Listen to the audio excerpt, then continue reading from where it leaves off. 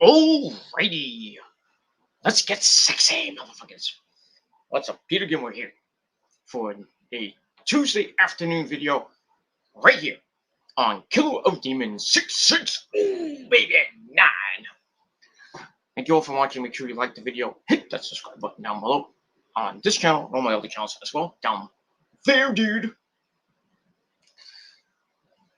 Follow me on Facebook. Follow me on Facebook, and you can follow me on Facebook too. If you didn't follow me on Facebook, follow me on Twitter and Instagram and share this video all over the internet. Don't forget to tap that bell and turn on all my notifications so you never ever, ever miss an upload, because you will miss out.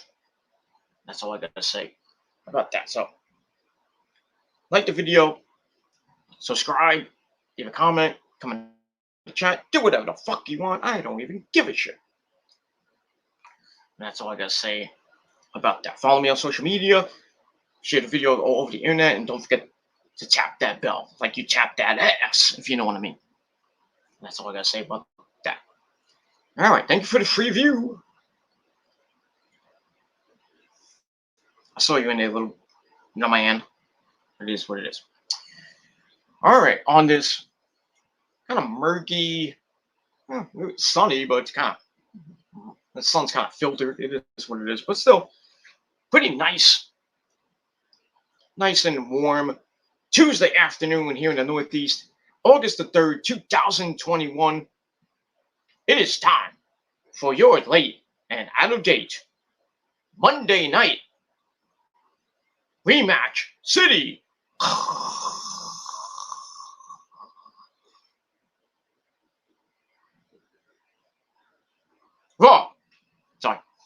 Raw review for August the 2nd, 2021 from Chicago. Yep. Raw was in Chicago last night at the, not at the United Center, but at the Allstate Arena in Chicago, Illinois. And, the fans let the WWE know how much they suck. Because this show last night sucked. I mean, it was bad. Horrendous. Horrible. Completely garbage.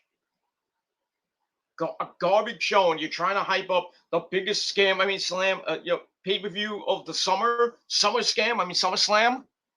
You got 3 weeks left.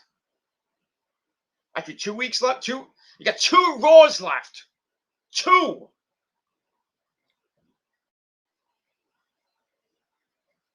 And basically nothing's hyped besides, what is now Lashley and Goldberg. That's the only Raw match that is hyped right now. Everything else on SmackDown, besides Edge and Seth Rollins, that's the only thing hyped them. And they're kind of hyping up Roman and John Cena. That's it. Now they're starting Bianca and Sasha. It is what it is. But there's 4 matches on the card. 4 already. 4 announced matches. Nothing else. I mean, what is it going to be, a Raw tag team title match, or is it going to be on the pre-show?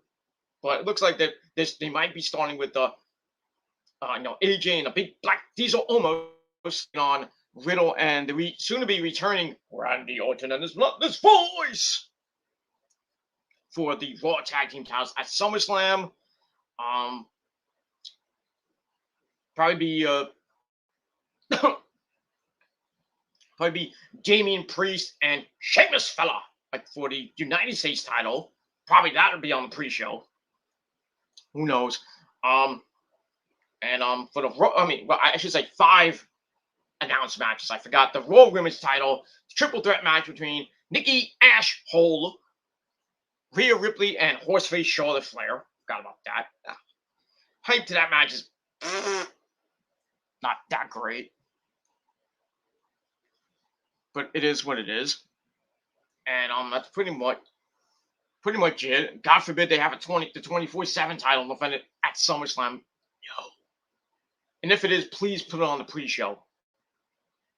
Please. I don't think anybody wants to see Reggie defend the 24/7 title on the main show.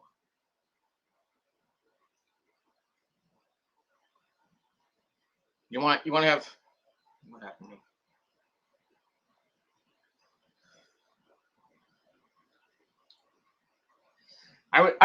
I would think if the 24/7 title is on the main show, everybody's gonna go to the bathroom. It's gonna it can't be like a 3 to 5 minute fiddler match that nobody will give two shits about. So just put on a pre-show where everybody will be in the bathroom or just getting into the to Allegiant Stadium. But still on a pre-show, I can guarantee that this match will be shitted on by the fans in Vegas on August the 20th. It is what it is. And then you look on SmackDown, you got Roman and Cena, Bianca and Sasha, and Edge and Seth Rollins. Is it going to be a SmackDown tag team title match, or is it going to be the same shit we get every fucking week? You know, we're going to see, you know, for the fourth time, because you got to count those two matches on SmackDown between the Usos and the Mysterios, not counting the singles matches, which sucked, by the way. Are we going to see for the fourth time, the Usos against the Mysterios at SummerSlam? I don't want to see that. I'd rather have the Usos against the Street Profits. So I don't know when Montez Ford is going to be cleared because he just had surgery, so give him some time to heal up a little bit. But that's what I would do. I would just start the feud, get rid of the stupid feud with the Mysterios, and let the Usos start feuding with the Street Profits. That's it. Because you need a face tag team besides the Mysterios, and you got the Street Profits. That's it. Everybody else is a heel. The Dirty Dogs, Bobby Roode and Dolph Ziggler, heel tag team. And then you got Otis and Chad Gable, the Alpha Academy. They're heels.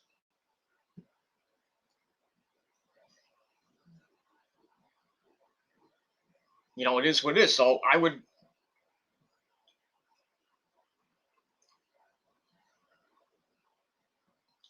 that's what I would do. I would just get rid of the Mysterios and let them do whatever the hell they want, and just bring in the Street Profits. So let the Usos and the Street Profits go on for like 3-4 pay-per-views.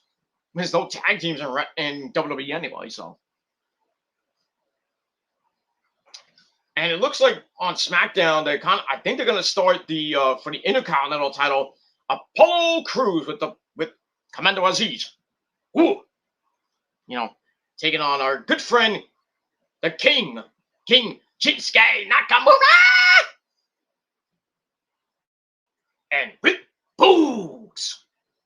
So they're probably gonna start that at probably this week on SmackDown. Get a little hype, and I think the Intercontinental title will be defended at SummerSlam. Apollo versus Shinsuke. Other than that, I don't even know. I don't think there'll be any like fiddler matches. Like Baron Corbin will probably be on the show, boring us half to death.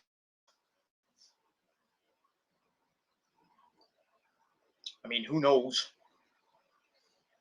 It'd be nice for Baron Corbin to be at SummerSlam and cost John Cena the Universal title. Because Cena fucking, every time that Baron Corbin tries to get to Cena fucking AAs him or makes him lose.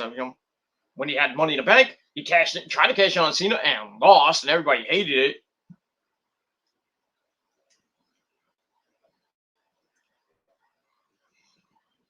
Now he tried to one up Cena. Then he had to turn, go back to his little heelish homeless thing that he's doing now. It's like you're a crappy actor, you this and that, dissing Cena, and then Cena's like, you know what you need? You need an attitude adjustment. Boom. So, that's what I would do. I mean, then after doing the contract signing, Cena, Corbin's about to sign a contract. I'm like, oh, this looks fresh, even though it's two heels, but it is what it is. And then Cena has to, piss off Corbin again and just ruin his fucking life and sign the contract. So what I would do with Baron Corbin is have Roman Cena. Then at the end of the match, Corbin comes in. Cena beats him up. Blah blah blah. Tries to he tries to get involved, cause a distraction. Roman's like getting beat up. He gets the AA, and then like the Usos try to save him from the STFU or what, or just come in and just cause havoc because that's gonna happen anyway. And then Cena starts beating him down while Roman's like trying to gather himself. And then Baron Corbin comes out, starts beating the crap out of Cena. Finn Balor might come out and save Baron Corbin. I mean, not save Baron Corbin, but save Cena from Baron Corbin's beatdown. And then while this is going on, freaking Roman is like, oh, I'm gonna get ready, and here he comes. Boom! Hits the spear with a Superman punch on Cena. 1, 2, 3. Roman gets the win at SummerSlam. And that's it. And then you're going to have Cena versus Baron Corbin. And then Cena goes bye-bye after that. So we'll see. That's what I would do with Baron Corbin at SummerSlam instead of having Finn Balor and Baron Corbin on SmackDown. Blech. Don't want to see that. That match is it's probably gonna be a boring as fuck match anyway on SmackDown this Friday night.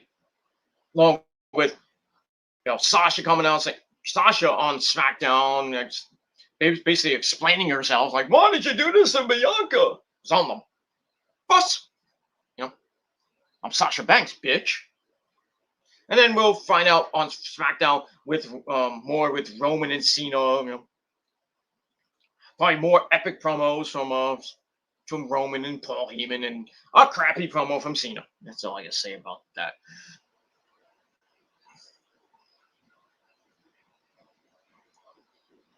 Blah blah blah blah blah. And that's pretty much all I gotta say about that. But but last night on Raw, the fans in Chicago, they let the WWE know how they feel. How they feel. Lots of, not once, not twice. Oh, well, actually, I think it was like 3 or 4 times we heard CM Punk, CM Punk, CM Punk from the crowd. And then during the Lashley Goldberg segment, at the beginning of the show, we heard it. I think we heard it twice. We heard, "We want Wyatt," Bray Wyatt being released over this past weekend. So we got that. Then we got piped in chants for Goldberg. Yeah, I mean, really, WWE, Vince and company, you really need to pipe in fucking,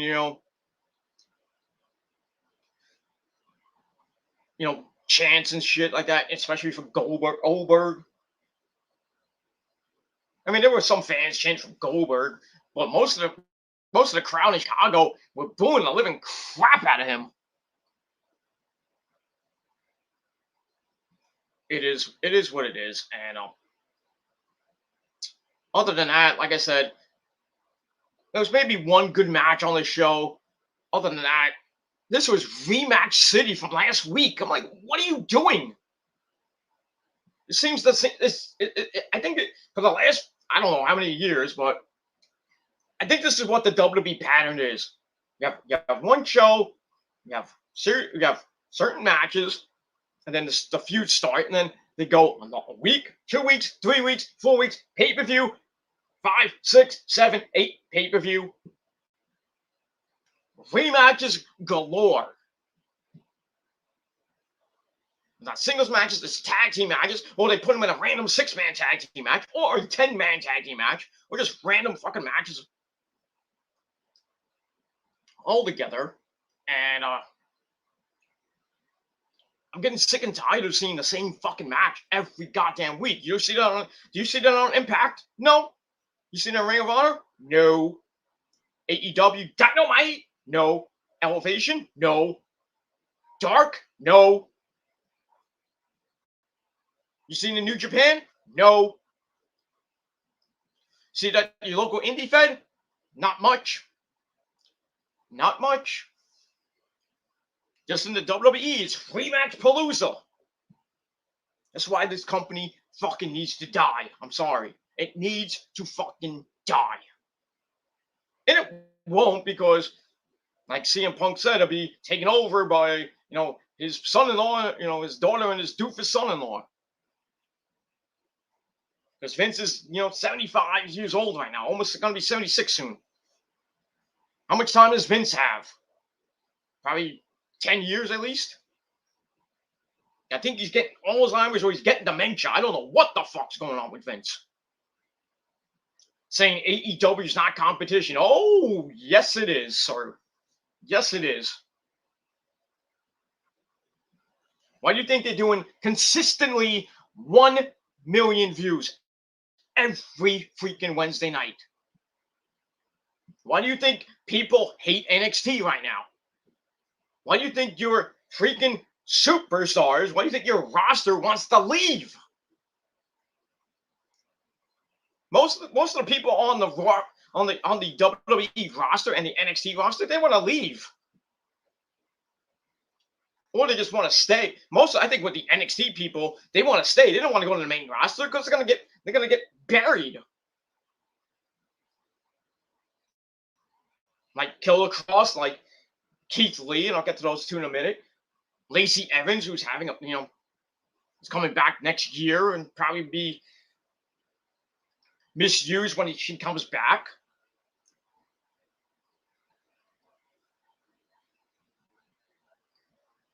Asuka's barely promoted. I mean, really. You have no women's division. You have nothing. This company has nothing. Besides Roman, who's basically carrying the company on his freaking back, because he's our tribal chief and we must acknowledge him and everything. That's it. That's all you have. It's Roman. And you have to dig up the bones of John Cena just to sell freaking SummerSlam out. And you have to dig up old fart Goldberg too. Because you're building nobody for the championships.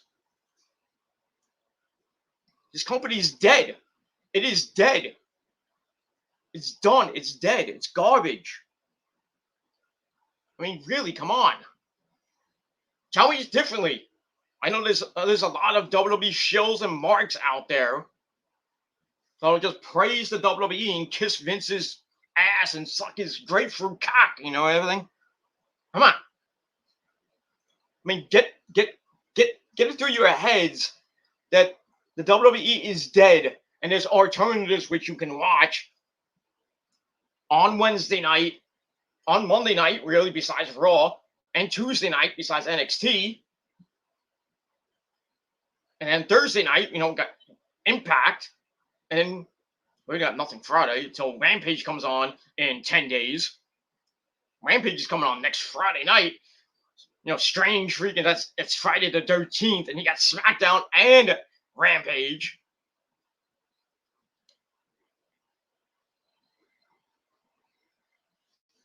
Go figure that one out. I mean, it is what it is. And that's it, man. That's it. Fucking this company's dead. WWE is dead. NXT can't even get 1 million views anymore. Even with guys like Adam Cole, baby, who's about to leave if he doesn't re-sign. Because, if he does re-sign, he's going to the main roster. And you know what's going to happen with him? There's not that many stars from NXT. They have bright futures or anything. Besides, the notables like Sasha, Becky, Paige. Paige had bright star, then faded really quick after that. After her neck injury, goodbye. But she fucked her life up, getting with Del Rio. And here come the fake trolls. Here they come.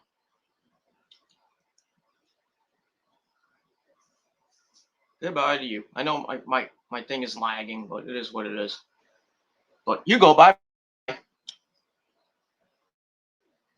Keep coming, you fake ass English trolls, you UK trolls, and you mindless zombies that live in the States. We know who you are. That's all I gotta say about that.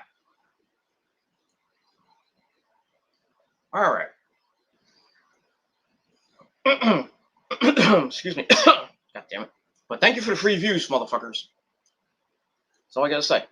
But it is what it is. So yeah, this WWE is dead. Here they come again. Give more. It feels like I'm my last stream, my troll stream. I think I know what that is. Big fat man from Massachusetts, or a fatter fuck from Texas, or another douchebag that lives in Texas. Got a lot of douchebags in Texas, except for my good buddy Chase, but it is what it is. And Dark Horse doesn't live there, but anyway, let's move on. Yeah, like I said, this company is fucking dead, man. WWE is dead. NXT can't get 1 million views anymore. They're barely getting 700, 800,000 now. I mean, last week they got like barely 550,000. Barely. And I don't know if this week is taped or it's live tomorrow on Sci-Fi. I mean, if it's live, I probably think they'll probably get maybe 600,000 at most. Everybody's gonna blame the Olympics because they're not on USA.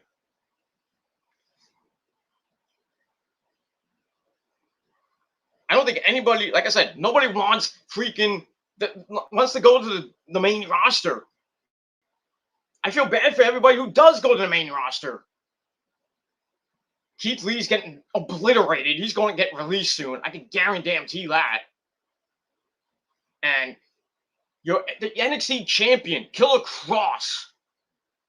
You debut him, 2 weeks ago, and he loses to Jeff Hardy in 90 seconds. Makes no sense to me. He's so dominant, undefeated in NXT. And then you split him and Scarlett up, give him a generic freaking entrance, unlike his NXT entrance, which is epic. You have him lose to Jeff Hardy in a minute and a half, and he's barely getting freaking any crowd reaction. Same thing in NXT, which is kind of sad.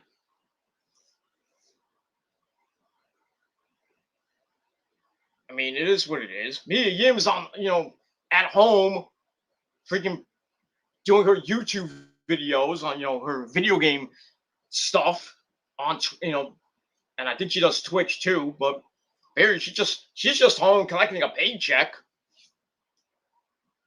hanging out with her dog Stannis. My prayers go out to Stannis, by the way, and Mia, Mia, if she's watching, but it is what it is. Yes, Mia Yim's just home with her dog, playing her video games, sucking Keith Lee's, giant wang and everything. Because they're going to be married pretty soon.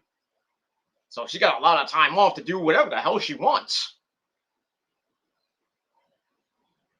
Lacey's about to have her baby. Another person from NXT got ruined. Ricochet. Well, I mean, how much do I have to say about Ricochet? They buried him.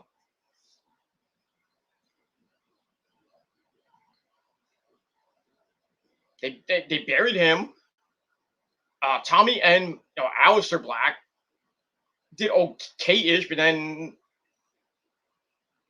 was barely getting anything, and then he gets released, and now guess where he is now?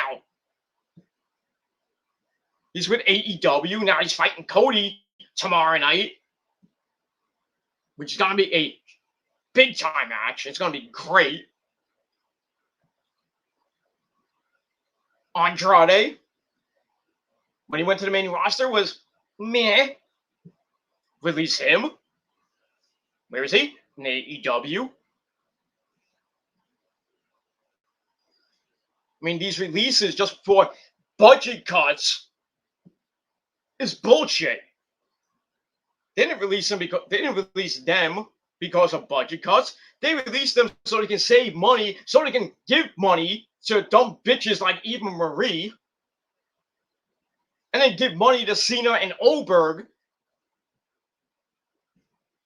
That's it. That's the facts right there, man. Come debate me about that. Come on. Let's debate about it. Let's go. Why do you think they got rid of Bray Wyatt, who is their best freaking guy in the merch line?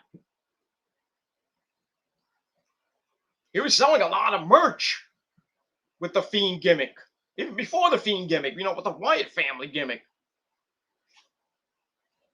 They were selling the lanterns, they were selling t-shirts and everything. And then when he changed into the Fiend, they're selling the mask, they're selling the lantern, they're selling this and that. He was their top seller. And what happens? They release him for budget cuts, my ass. And he was supposed to come back probably at SummerSlam, or maybe after that, before or after SummerSlam. And they release him. And he looks in great shape. But I knew if they didn't release him, they would have brought him back and had the same freaking thing. He would get it would get hot and then down the drain. Same thing with like Cesaro. He'll get the Cesaro treatment. And Cesaro should get released. He shouldn't even get released. He should ask for his release. What is he doing there? He's just in mid-card hell. Like Kofi Kingston and Xavier Woods. And then the stories come out, like, I think it was Sheamus said that. Was it Sheamus? I forgot who it was. But somebody said that, the morale in the locker room is better than ever. Bullshit. That's because all their friends got released and then going to a better company and becoming stars. The morale is up my ass, Nobody wants to work at WWE. Nobody.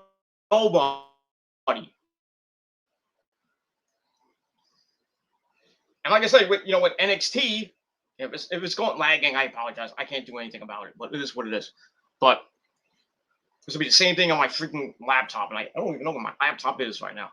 It's hidden. It's somewhere in my closet. And I just haven't bothered to take it out lately.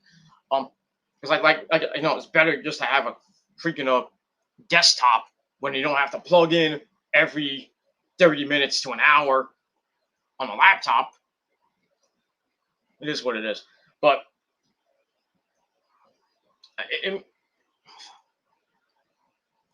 nobody wants to work for the WWE. NXT can't get 1 million views anymore. Adam Cole's about to leave the company. Possibly. I'm not saying he is. It's possible he will leave WWE.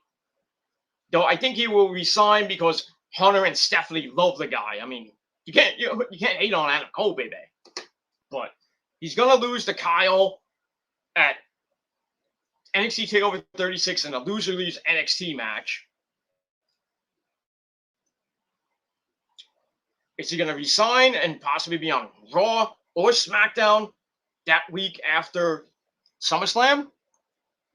Or is he gonna say fuck the WWE and go be with his hot ass fuck wife, Dr. Britt Baker, GMD, and be all elite and be with, well, I wouldn't say they're friends anymore, but be with, Kenny and Bucks.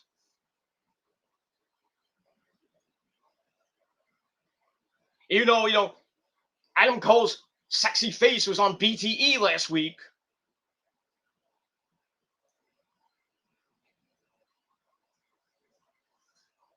I mean, it is what it is.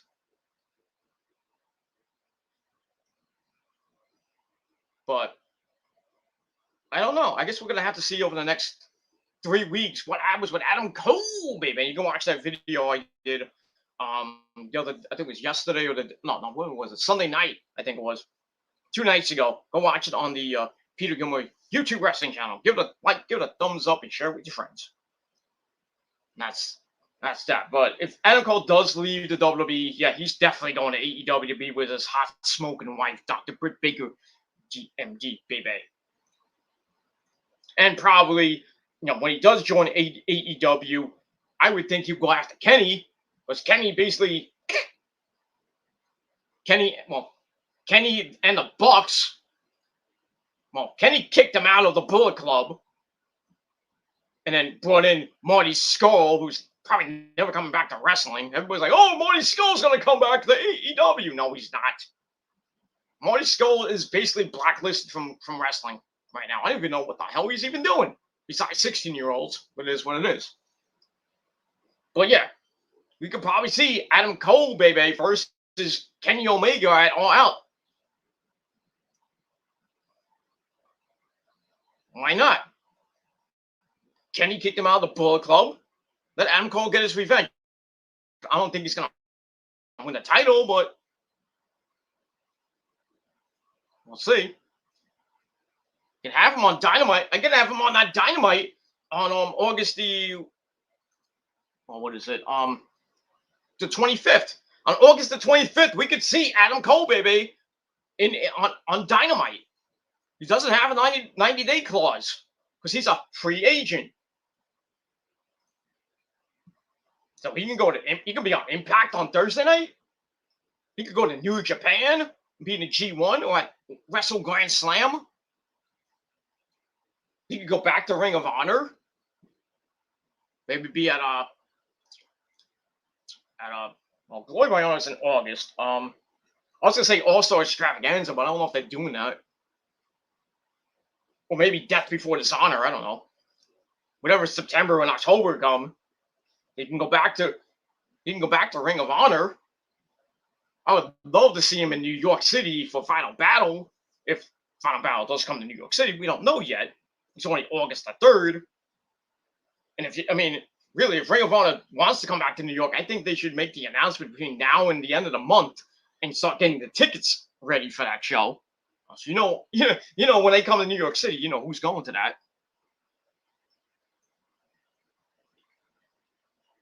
But it is what it is. I mean, this fucking virus, I don't think anybody's going to go to a show. Especially in New York City. Because if you go to an indoor stadium like the Barclays Center or Madison Square Garden, or you go to a concert, not only do you have to wear a fucking mask, you got to show proof you got vaccinated now. Like the whole thing yesterday with Mayor de Blasio.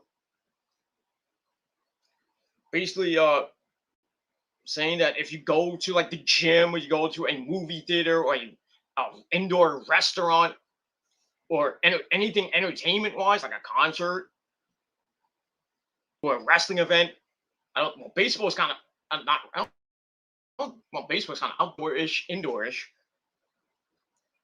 I mean, I guess I guess I'm in stadiums too. So yeah, you have to, when you go to a Met game, you got to show your fucking vaccination card and shit like that. I think that's stupid, but it is what it is.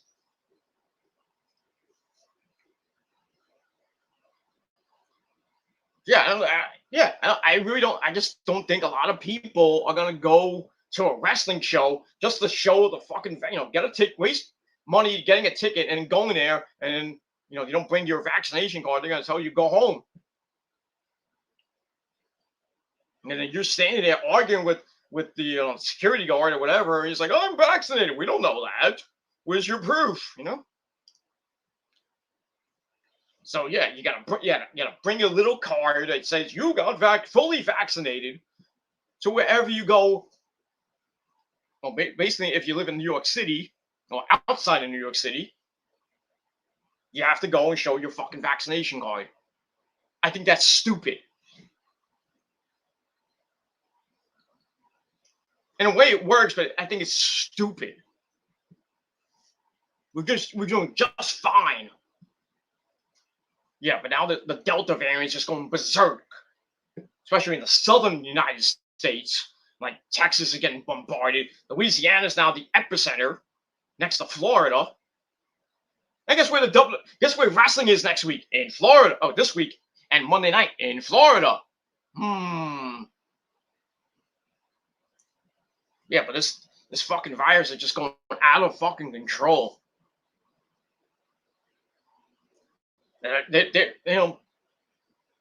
They're really forcing people to get the vaccination now, especially in New York and Jersey too. You go to Prudential Center, you go to basically Prudential Center, or you go to MetLife. Will probably be MetLife Stadium when the Jets and the Giants play football this year. You're gonna have to show your vaccination card and wear a mask and all that fucking shit. Not a lot of people are gonna be going, especially to Comic-Con, which is coming up, I think, in September, like late September, October. Not a lot of people are gonna be going now. I'd rather just stay the fuck home. I don't want to be in front of like I don't know how many people go to Comic-Con, but I wouldn't go, man. And it sucks because I was ready to go to fucking concerts this year.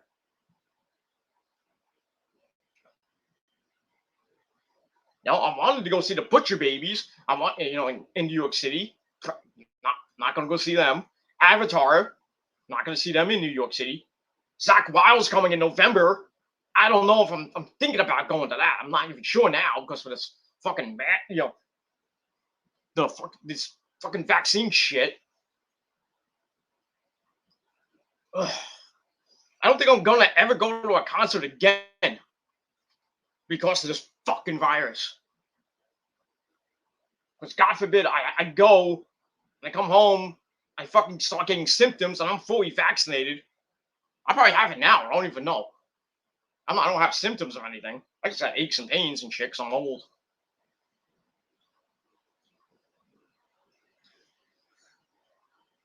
Ugh.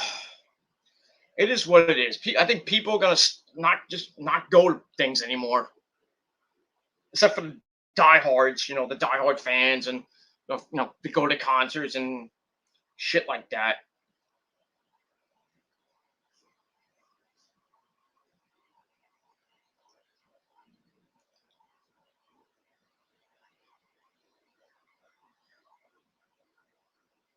So I don't know, man. I really don't know, but but the WWE is done. I just really think it's done. NXT is basically done too. They don't even have big stars anymore besides Raquel Gonzalez, maybe Dakota Kai on the women's side, and Io. Can't forget Io, my third wife. But on the men's side, Samoa Joe is probably going to be the face of the men's division after he wins the title from Killer Cross, and then Killer Cross will still be on Raw, but still get completely buried unless the WWE wakes up and hears the fans saying, "We want Scarlett." Give him his entrance, so that generic freaking entrance. I just don't understand why they broke up. They had this great idea. Bruce or Vince had this great idea. It's like we're just gonna have Killer Cross being the main thing. We don't need Scarlett. Scarlett's gonna be in the women's division baking cookies with with Dana Brooke or somebody, or Naomi. That's it. That's where Scarlett's gonna go. If she goes on Raw, she has to be on Raw because they're keeping the couples together. Because that means Becky's going to SmackDown. But then again, Becky could stay on Raw because, really, you're gonna keep Horseface on Raw and be the so-called, leader of the division when everybody was chanting, "We want Becky" at house shows and on Raw and on SmackDown, especially with the Seth Rollins stuff. Especially for Seth Rollins. He was at a house. They had a house show. I forgot who was fighting anyway. They were like, "We want Becky." And WWE doesn't even know what to do with Becky right now. She had her kid, what, in January or February? She's in great shape. She looks ripped, man. She is ready to come back. What are you waiting for? What are you waiting for? I thought she was going to come back and go after either Charlotte or Nikki or maybe Rhea for the Raw Women's Championship. That's not happening.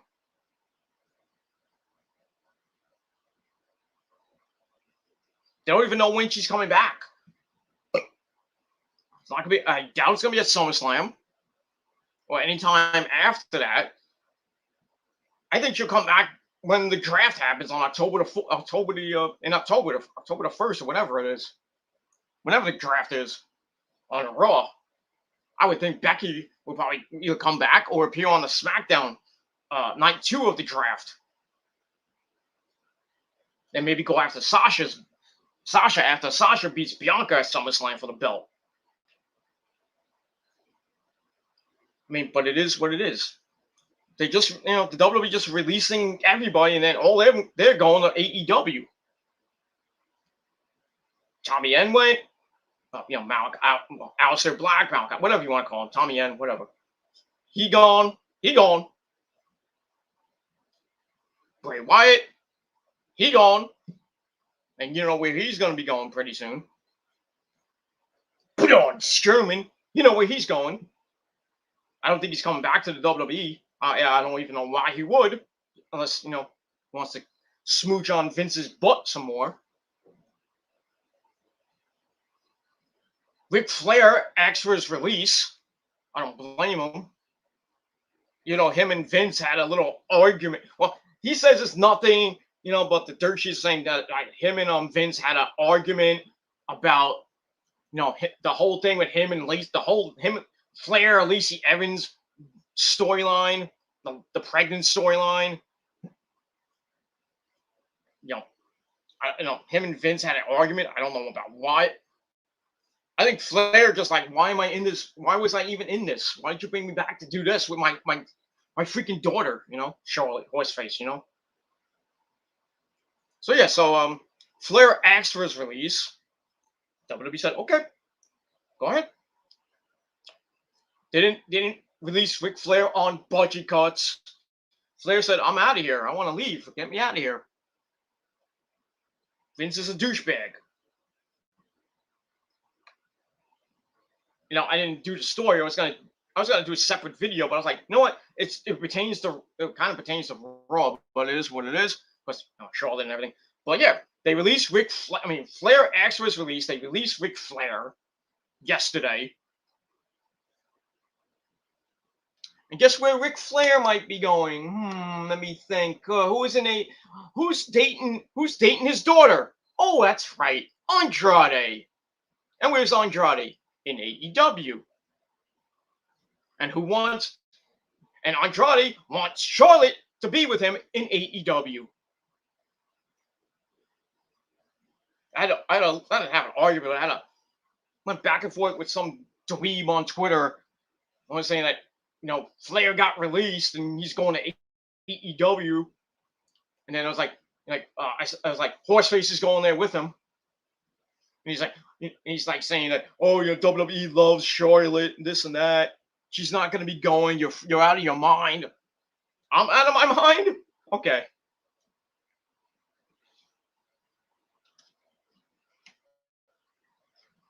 I mean, if Charlotte wants to stay in WWE and smooch Vince's butt, that's fine and dandy. I don't give a shit what she does. She's just going to be there just to break her dad's record. But supposedly she has 11 times. Well, they say she's an 11-time champion. So they kind of forget about the NXT title reign she has. They got rid of one of them.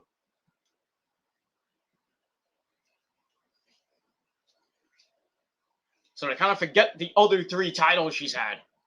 2 NXT titles and the women's title. So they kind of forgot about that.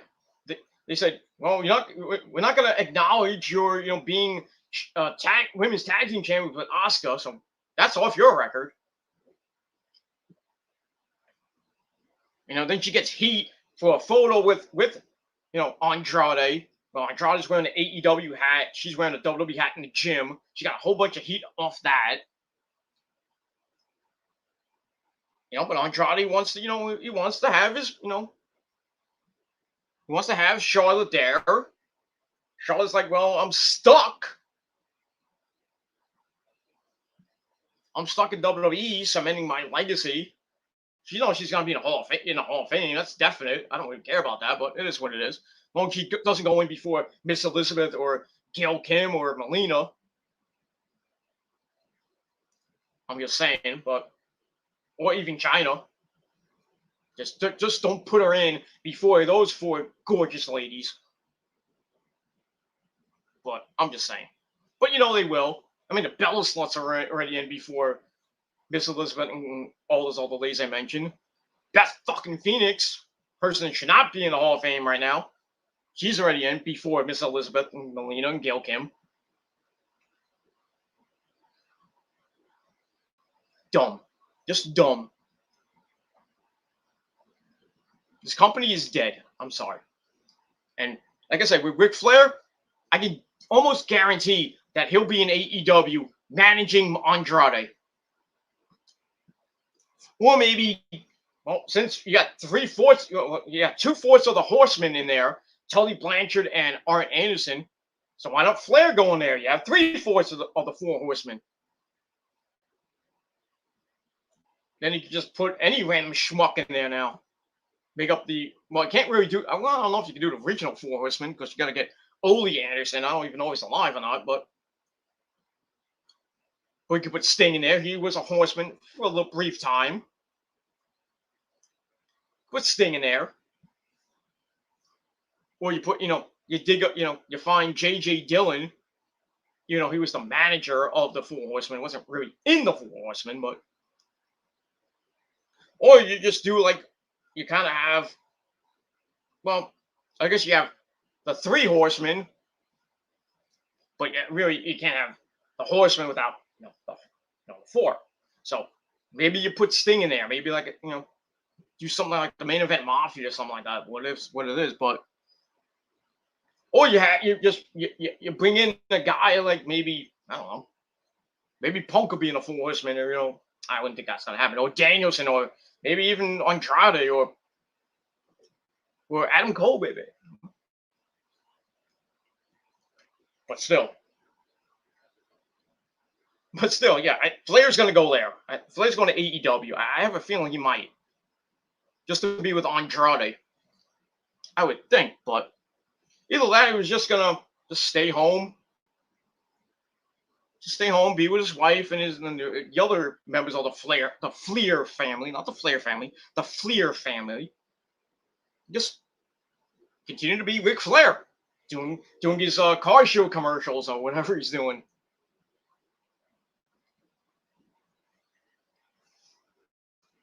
And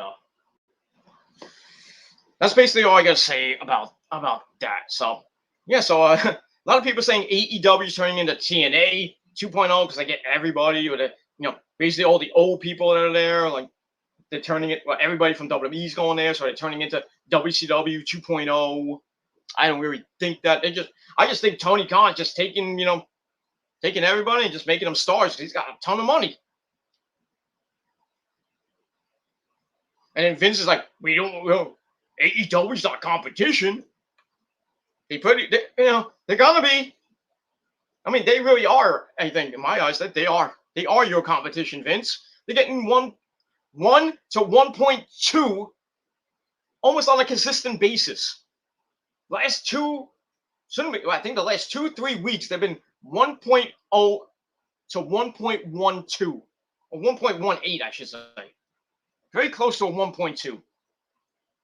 The last couple weeks, I mean, the highest was 1.2 for Blood and Guts. But now they're getting Punk, they're getting Danielson, they got Andrade, they got Malachi Black.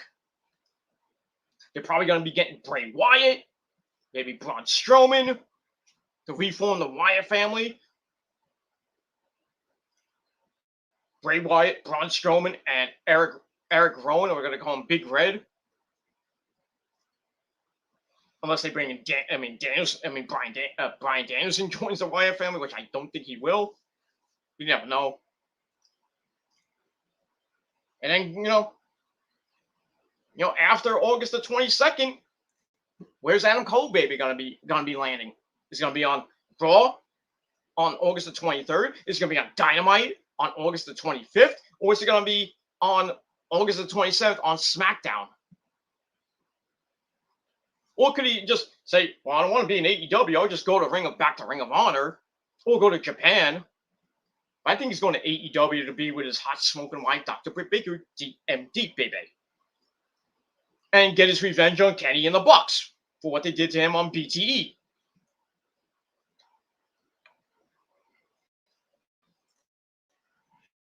Because his picture was, in the intro on BTE, not yesterday, but last Monday. Foreshadowing? Maybe.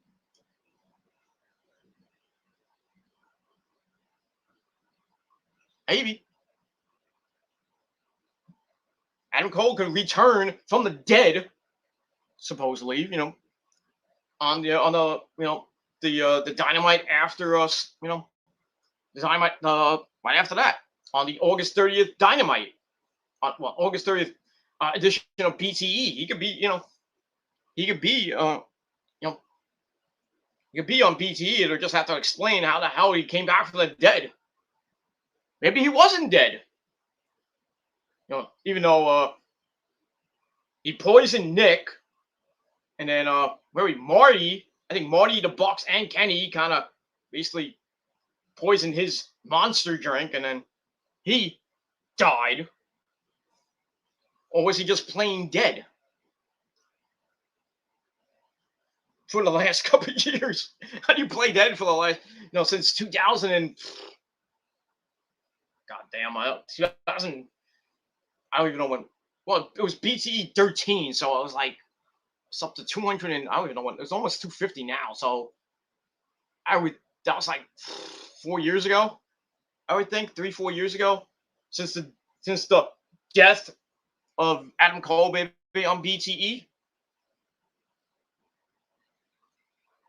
Because they really didn't kill Marty off. They just said forget Marty. Since the whole Me Too movement happened. And then Marty basically getting blackballed, but but I'm not predicting anything, but I could see Adam Cole back on BTE on August the 20 to 27th, or on September the 6th, right at the day after All Out. But then again, since like I said, Vince and Stephanie love the guy.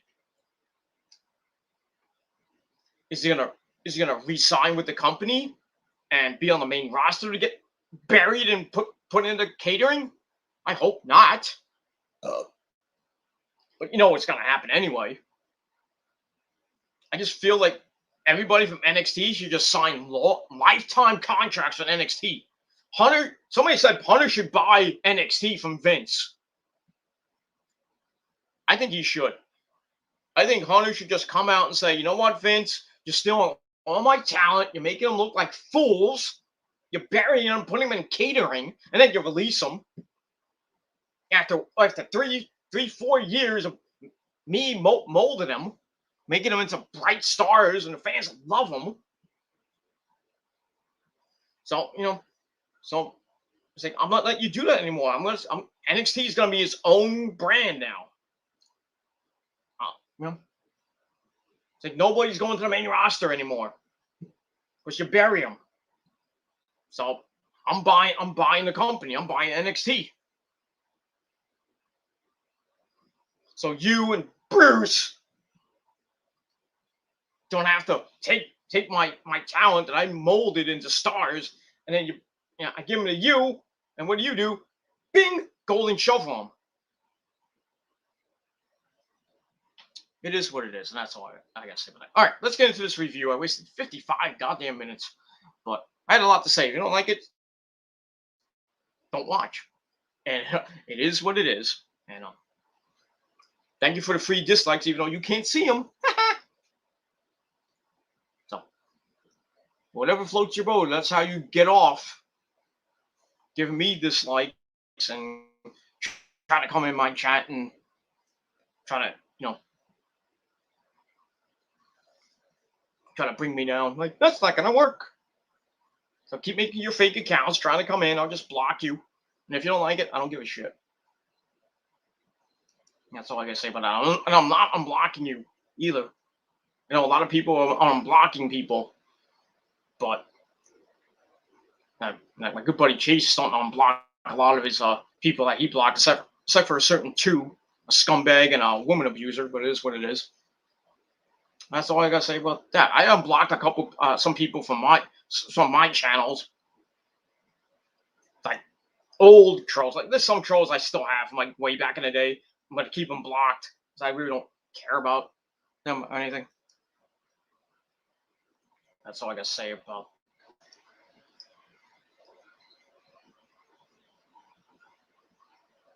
That's all I gotta say about that. So, but the people I do block are either just disrespectful trolls or they come in my chat or come in my comments. I just don't. It is what it is. I'm not going to give you warnings or anything like that. You're just going to get blocked. And if you don't like it, kiss my ass. Do something about it. That's all I can say. All right. Well, we got the Lord in the chat. Who was in the chat? It's not there anymore. Creepy looking avatar. I have no idea what that is. I really don't care. What the Lord? Is it Jesus Christ? Is it Satan? Hail Satan! No. Well, he left me a bomb. But it is what it is. Not that it went off or anything. Because it'll never go off, but it is what it is. Although that was supposed to be, funny or anything, but I'm not. I'm just laughing at your fake account name, because I know it's a fake account made by fake people, but it is what it is. That's all I gotta say about that. All right, let's get to Monday Night Raw really briefly, and then we're gonna end up shop. We're gonna grab some lunch, and then if I take a nap, and then get up and watch NXT. See what happens tonight with Samoa Joe and Killer Cross. And also we got Roderick Strong and Bobby Fish one-on-one tonight. I think that's where we advertise. That's it. That's the only two things I know that's going to happen on NXT, because there wasn't any spoilers this week. So I think it's going to be a live show on Sci-Fi. Thank God I DVR'd it, because I didn't DVR it last week. I had to watch it on the freaking WWE YouTube channel, and it was all freaking highlights on. Like, I didn't watch the full match. It was like garbage. What is what? I did DVR it for this week's episode on Sci-Fi, and then next week go back to the USA Network, because the Olympics will be over soon. Thank God. The United States are kicking some ass as usual, as they always do in the Summer Olympics. But it is what it is. All right, let's get to this review. Let's not waste any more time. Let's go. Let's go. Oh, motherfuckers. You can always come back. Chat room's still open. If you want to come in to leave a comment or leave a, just shoot the shit or whatever you want. I don't give a shit. But just be respectful. And if you're not, you're just going to come in and just do comment, like, still think it doesn't think last almost 10 years with no proof. That's all I gotta say about that. All right, so Raw starts from Chicago, and well, I don't know if it's on my end or it might have happened on your end. We get a blank screen, and then we hear the signature. It's a new signature, by the way.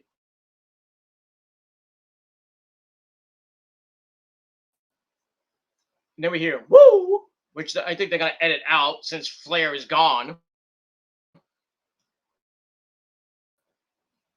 Who knows? But I need to see a new signature. I saw it, the new signature theme, a new signature, but I didn't because all a blank screen, and then it fades into into the arena in Chicago at the all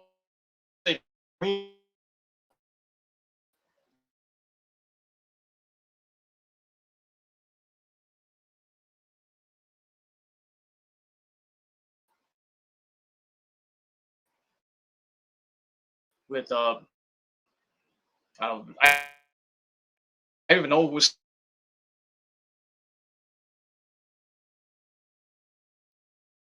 loud. I don't care, but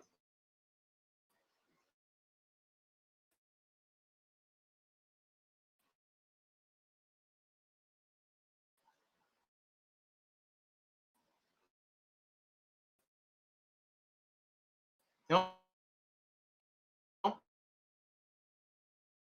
Gronk is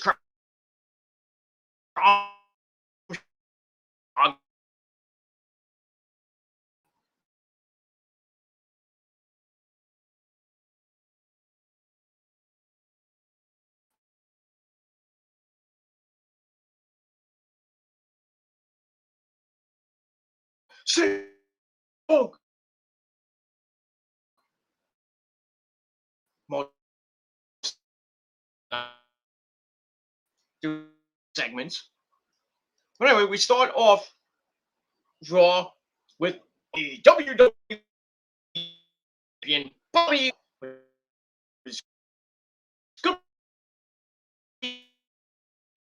MVP. They go to the ring and get a little promo from them. MVP, says, "Welcome to Monday Night Raw." Get the little cheap heat from the crowd. Cheap, where are you guys? Yeah, they were watching AEW. That's what they were doing. Anyway, so he welcomes the fans back and those are all excited to see Goldberg. A weeks ago when Goldberg came back, challenged Lashley. Lashley yet to acknowledge the challenge. So he calls Goldberg a legend.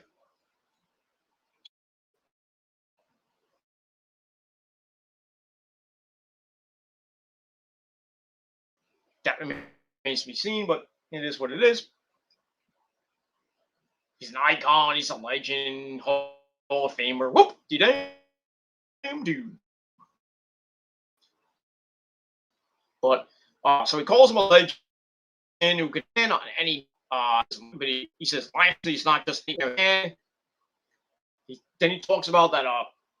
Goldberg comes in and I think he goes in and kills all these gladiators, and he's like, actually, isn't a gladiator. Call him a kaiju. I have no idea what that means, but he's like, you're coming into Lashley's Coliseum. He's gonna whip something like that. Blah blah blah. And then we hear the music of Oldberg, and we get piped in chants for Oldberg, even though the fans were kind of chanting for his name a little bit, but it is what it is. So Goldberg comes out, and then he stops like, and we big food. He's like, "How was that?" I'm like, "Oh wait,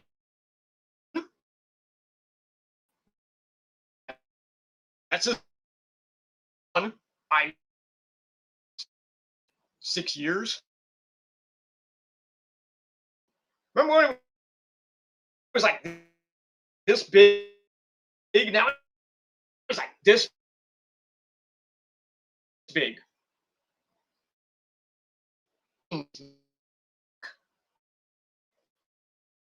Anyway, uh,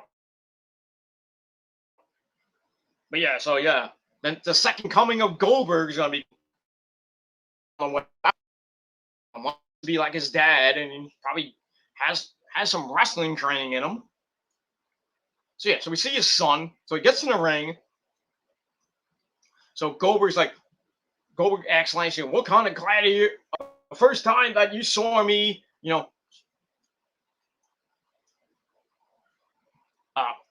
like the first time you saw me, Lashley, you thought that you were just another victim and stuff like that. Then the fans start chanting, "We want Wyatt." It is what it is. I mean, Bray Wyatt did get rid of people like, oh, the Fiend's coming back. Bray Wyatt, the regular Bray Wyatt is out. You fucking marks. Gonna have some foul Fiend. Dumb. Basically, they handed the Fiend. She's playing the female version of the Fiend, or Sister Abigail. I don't even know what the fuck gimmick thing she has, but it is what it is. He lives by the lives by the spear. Blah blah. And at SummerSlam, Lashley will die by the spear. Like a SummerSlam, you're next. I'm like, please no. Anyway, so Goldberg leaves. He goes to the back, and then MVP and Lashley. Well, MVP leaves. That Goldberg's son starts talking smack to him, and then the fans turns around, and then Goldberg delivers the weakest spear I've ever seen. Probably the weakest of all in wrestling.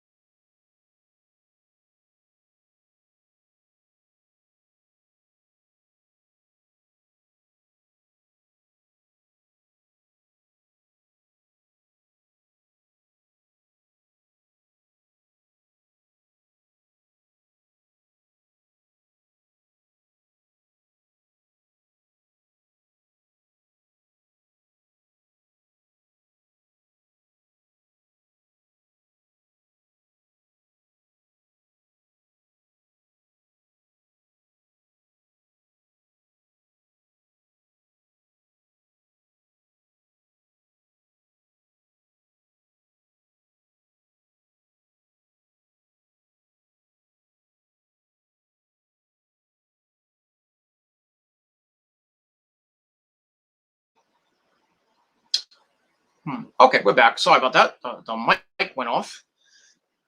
Damn fucking computer. What it is, what it is. So, like I was saying, before the mic went off, I apologize for that. Yeah, Goldberg's gonna beat Lashley. I just hope there's a cash in with Big E. Okay, I don't care how. Like Lashley loses, then he beats the crap out of Goldberg, puts him on a hurt lock, and then Big E comes out, and cashes in. Or Lashley somehow beats Goldberg, and then Goldberg just spears the crap out of him, and then Big E cashes in on Lashley, which I think would be, well, either way, I'll be fine with. Or I know this may not happen, but if you notice the look on his son's face, he just kind of had this like stoic, like stone look when he looked at he looked at his dad and everything. Maybe his son turns on him. I'm tired of being in your shadow, Dad. Maybe his son gets bought out by he just rolls around the Monday. It's all about the Monday. Maybe MVP gives him like $1 million or a couple of C notes, maybe more than a C note, but it is what it is. Not that, but yeah, his son gets bought out by MVP, and he turns on his dad, and Lashley wins. But like I said, Lashley's not. I highly doubt Lashley's gonna win. Goldberg's gonna win the WWE title for I don't even know how many times he's held that belt and the Universal title. He's gonna win, and if there's no cash in, everybody's gonna be pissed. People will be pissed. I'm people. And then it'll probably be on the next night on Raw, and then maybe Lashley will get his rematch, and then we'll see Lashley versus Goldberg 2 at Extreme Rules in some type of gimmick match. We have no holds barred match or street fight. I don't know. Last year probably get it back and then probably lose to the Big E.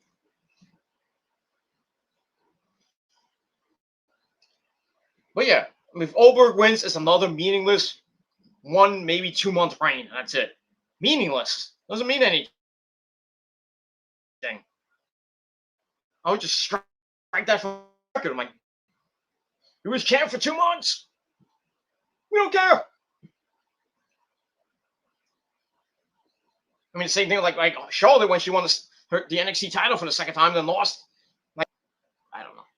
But anyway, that's that. All right, so that ends that segment. I gave that 2.5 out of 5 stars.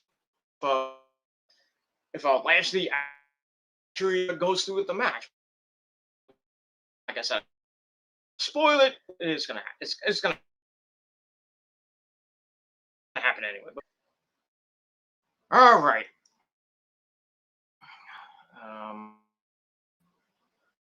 We move on.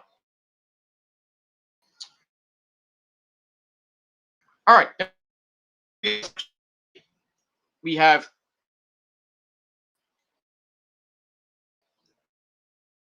we see a Kinder My Ball.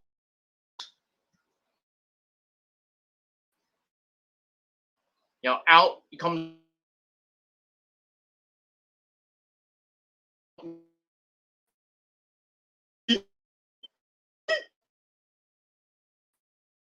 Shaky. He comes out with them, and they're gonna have a 2-1 handicap match with the Scottish psychopath Drew McIntyre.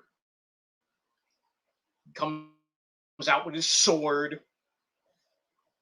Does this thing that this was a big gap last night with Drew McIntyre or something like that. I don't know. What else is new? Fuck everything. Anyway, so it was basically a 3-minute suckfest. But Veer and Shanky, they start beating up on Drew. They throw him, and then Shanky starts clotheslining him a bunch of times. Veer comes in, then Drew McIntyre uses his strength. Clotheslines Veer, and then McIntyre's house. Jinder Mahal's basically doing on the outside. Yet. Then it breaks down. Veer and Shanky. I think he had Veer. No, yeah. Veer lined up for the Claymore. He's about to go 3, 2. Shanky grabs the leg. And he can't move and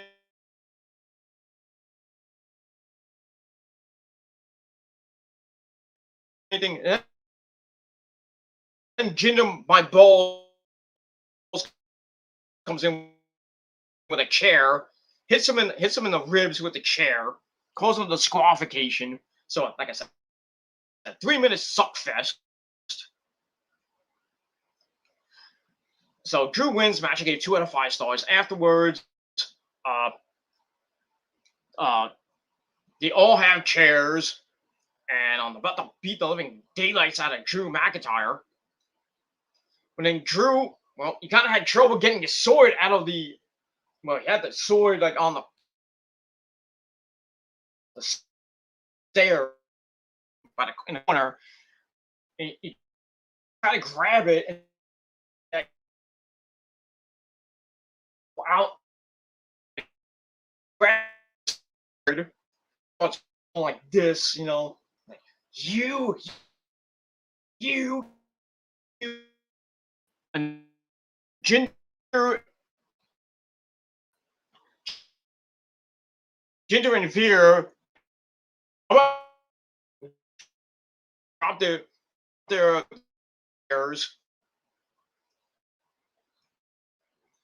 and then they leave poor Shanky, in the ring after he got 34 chair shots. Oof. Man, any man got 34 chair shots should probably be dead right now. But it is what it is. Uh, so yeah, so Shanky has the chair and he's about to swing it, and Drew takes the sword and goes, oh, he didn't break it or anything apart because it's steel on steel, so that's not gonna work. So he knocks the chair out of Shanky's hands, and he's like,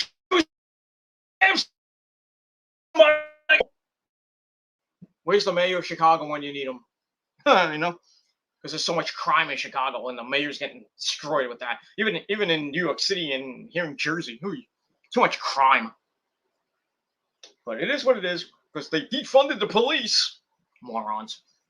Anyway, so yeah, so he starts pointing the sword at Shanky. Shanky thankfully gets out of the ring before he gets stabbed, and that's it. So that ends that segment.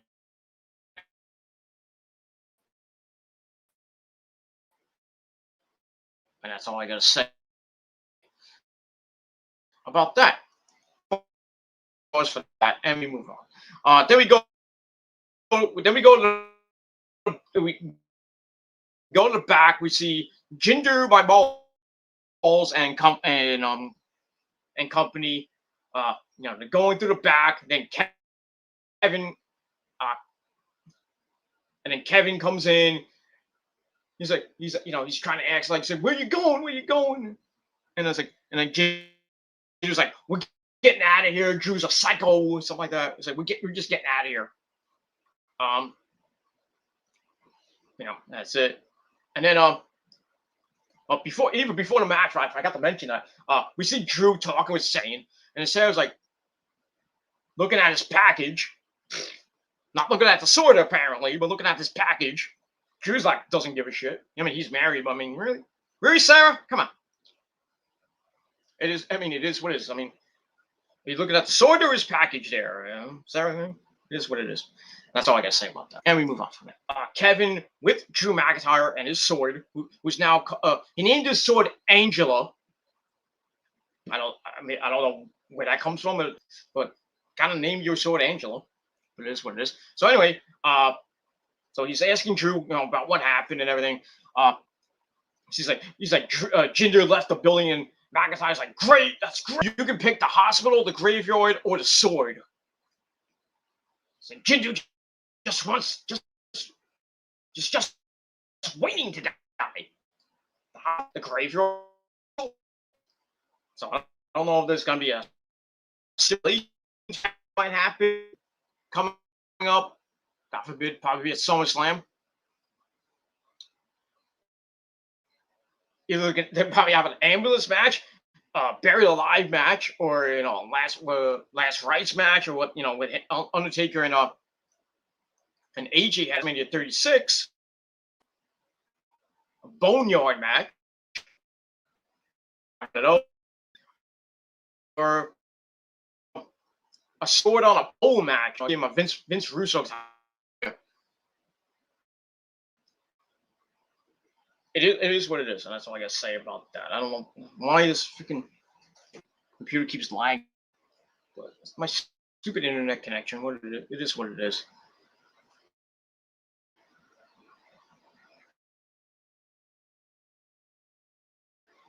That's all I can say. So we'll see what happens next week with Jinder My Balls and Drew McIntyre. And that's that.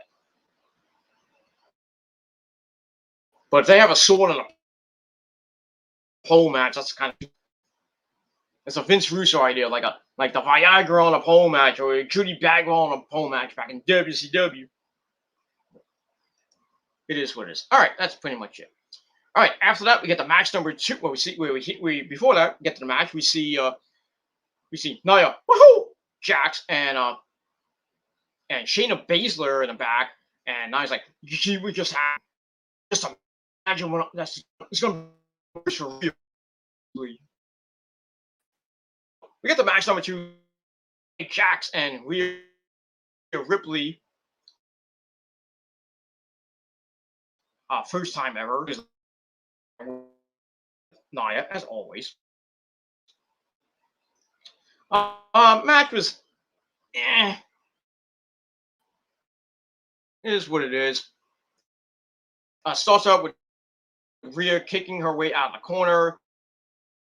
But then Nia came back and squashed her head into the turnbuckle in the ring post. Ow. That hurt. Then she tries for another running hip attack. She missed, and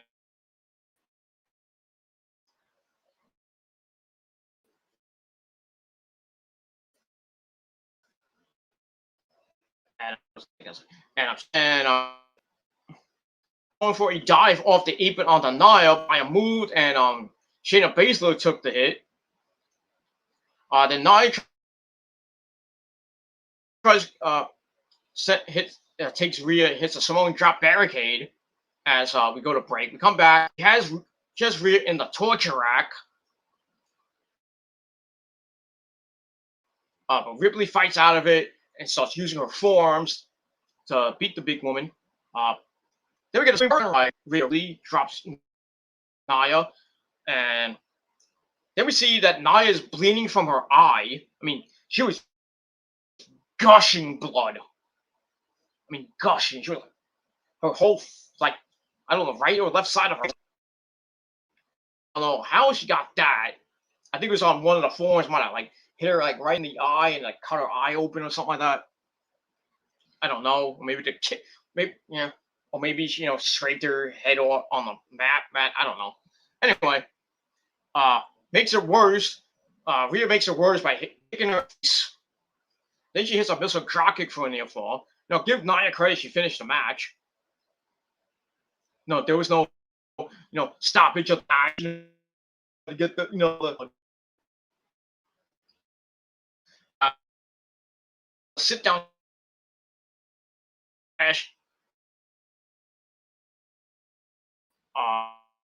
Then she runs Rhea over.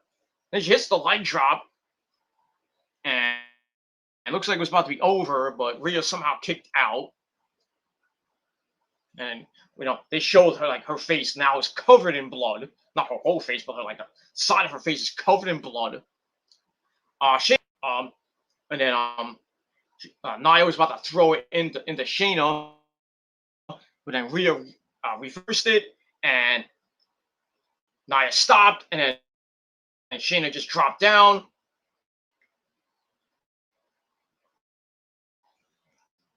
So it kind of messed up the spot a little bit. And then Rhea grabs 19-2 schoolgirl, 2-3. Rhea Ripley gets the win, gains a little bit more momentum at SummerSlam with Nikki Ash and Horseface Charlotte. So she gets the win. Match gave 2 out of 5 stars. Wasn't anything great. Afterwards, Ripley goes to the floor as Shayna gets in. Her and Nia start arguing. I'm like, so Shayna could be the next in line to the Raw Women's Championship. But basically now she's just stuck in catering. She's been that way for the last couple months. So they start arguing, and then Shayna's like, "Fuck you!" She throws down her jacket, and I was like, "Yeah!" The crowd's going nuts. We thought we're about to see Nia Jax get the living crap bit out of her, and then Shayna's like, "Fuck this! I'm leaving." So she leaves. And then Rhea Ripley gets back in the ring, kicks Nia in the face again. Then she somehow picks that just riptide, and really sends a message to Horseface Charlotte and Nikki Ash. And and we'll move on from there. And that's it. So like I said, 2 out of 5 stars for that boring match. And more CM Punk chance. What is? All right, match number 3, a rematch from last week. Mason T. Dio Madden and Dominic Dijakovic. They take on Mustafa Ali, the hometown boy from Chicago. And the fans cheered for this match. Sucked ass. Um, T-Bar blasts him with a clothesline on the floor, drops the macho man over. They're beating up Mansoor. Ali gets the hot tag, beats everybody up, and then him and Ali hit stereo dives to the outside, and Ali then comes in, hits a tornado hanging DDT, and freaking like Dr. Kobe's head was just like on a spike. Goes for the 450, but T-Bar kicks Mansoor into ropes to crotch Ali. Then he hits the cyclone boot on Mansoor. So yeah. So Ali, being from Chicago, and you know what happens when you're in your hometown, you're in front of your hometown fans, you lose. It's in my hometown, especially back my e-fetting days. Well, before it became a pedophile federation, the XWF. Every time I came to New York, I won. Every time I went to Los Angeles, California, where basically my character lives in this big ass fucking mansion, won there. Go to Italy, where I'm loved, won there. England and Japan. So I'm such a great looking guy. That's just what it is. But yeah, my e-fetting days are on the internet and on YouTube as well.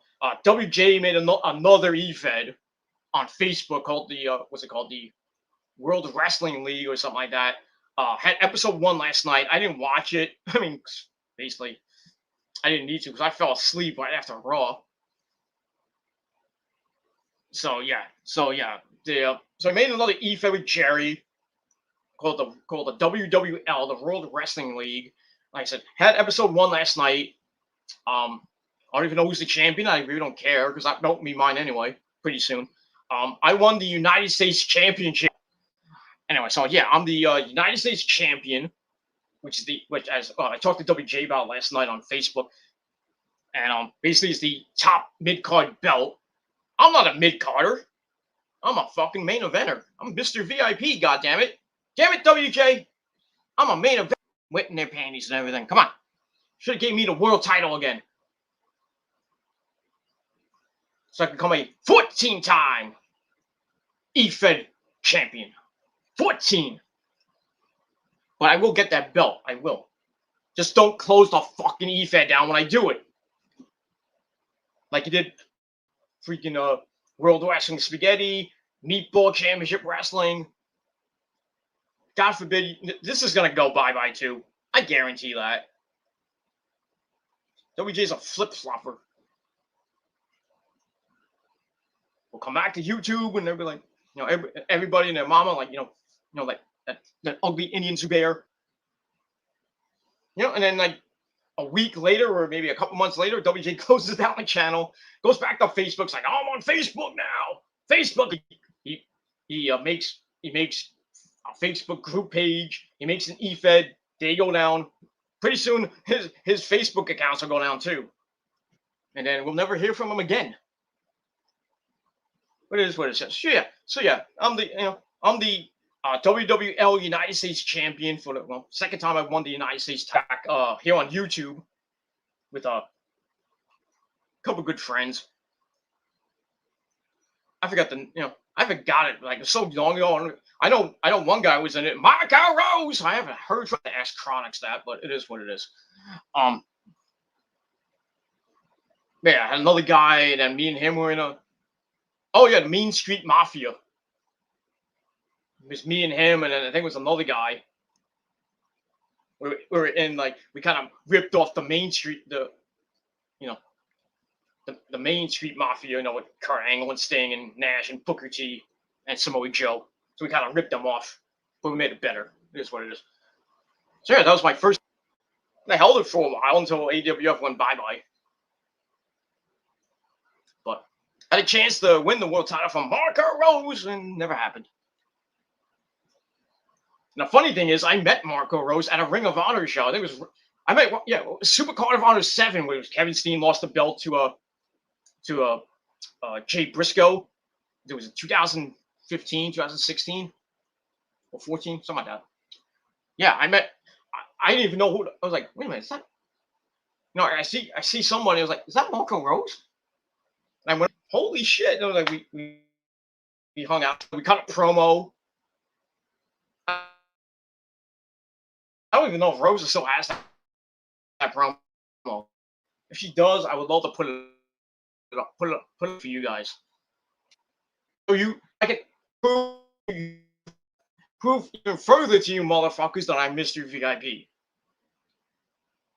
It is what it is. I'm gonna say about the video's not there anymore. All right, move on from there. All right, so Mansoor and Ali lose. Another guy that loses in his hometown, like JR, like like Ali, like Sasha Banks, who Boston a bunch of times. And Raw's gonna be in Boston in a couple weeks. Good buddy Joe Cronin's not going to that, but I guy will be there. He is the man that we can't talk about anymore. But that bald-headed prick will be there. I hope he gets beat up. But I digress. Anyway, yeah. So T-Bar and Mace get the win back from last week. Matt saw ass, and I gave it to 5 stars. That's it. All right. After that, Ali tries to come in, but he sacrifices himself for the better of the team, and Mason T-Bar hit high justice, and that's it. So probably get another rematch this Monday night on Raw from Orlando. Speaking of didn't give a shit, after that we see Horseface Charlotte come out. She starts off with talk about Simone Biles. No, she backed out of the Olympics. Then she won a bronze medal. I think she just won a bronze medal, so really didn't back out of the Olympics. But it is. I don't know. I just heard she won a bronze medal. Yeah, but at least some Biles is getting the help she needs. With mental health, that's pretty good. We need we really need to get a handle on mental health. That's all I gotta say about that. But at least she came out and said, I got problems and this and that. I'm gonna help. I'm gonna back out the Olympics to get the help I need.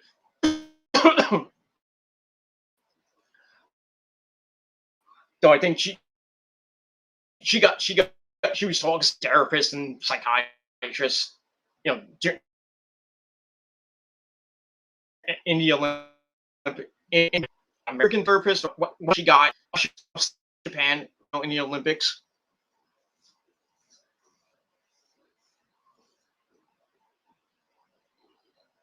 And that's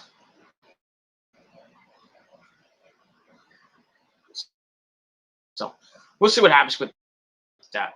She talks about Simone Biles out of the Olympic Games, and the fans chant, "We want Becky!" And then she cuts him off, says, "Becky's not here. I sold out the arena, Becky." I doubt that. Anyway, so then she 2 weeks ago where she lost the Royal Women's Championship after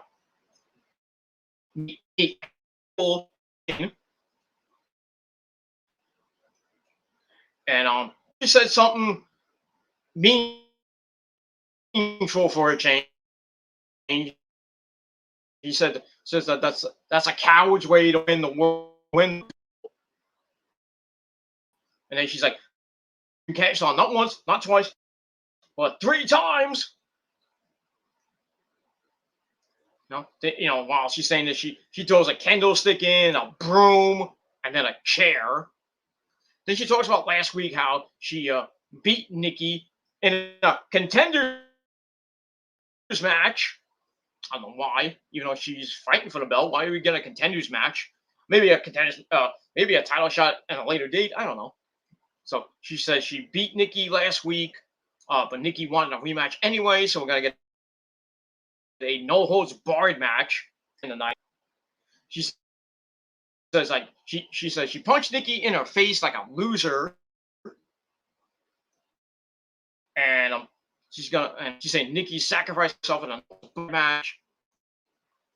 Then the fans start going nuts. Like, what happened? Becky's coming back. No, not Becky. Nikki comes from behind, hits Charlotte in the back with a chair, lays her out. Well, doesn't lay her out, but and then she starts going, wee,